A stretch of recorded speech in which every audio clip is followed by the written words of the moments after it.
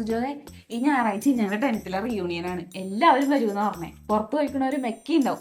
അപ്പൊ അതേ ഫംഗ്ഷന് ഞാൻ വരില്ലാട്ടാ ഞായറാഴ്ചത്തെ. നീ അമ്മയും കൂടെ പോയാൽ മതി. ഇവിടെ എന്തിട്ടാണ് റീയൂണിയൻ എന്ന് പറയണത്?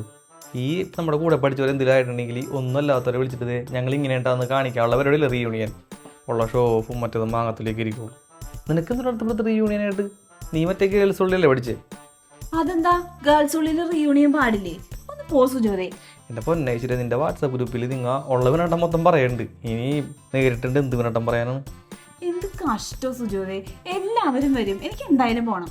1000 രൂപ വെച്ചാണ് പിരിവ്. എനിക്ക് 1000 രൂപ തന്നെ. 1000 രൂപയെ നീ ഇത് കണ്ടാ? നീ കറണ്ട് ബില്ലാണ് 5000 അടക്കാനുള്ളത്. അതെങ്ങനെ അടക്കുമെന്ന് ആലോചിച്ചിരിക്കണ ഞാൻ ഇരിക്കണത്.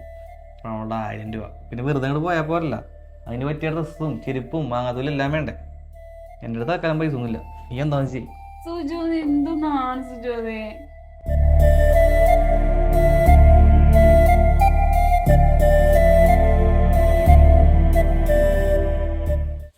എന്തിനാണ് നീ വിഷമിച്ചിരിക്കുന്നത്?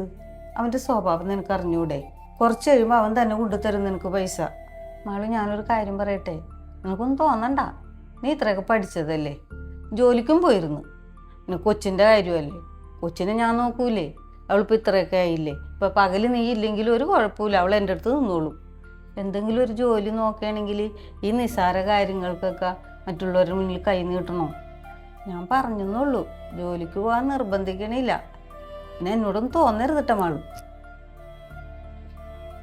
അതെ, ഇപ്പോഴും പെൺപിള്ളേർ ഒരേ ഇതുകളൊക്കെ ചെയ്യണില്ലേ?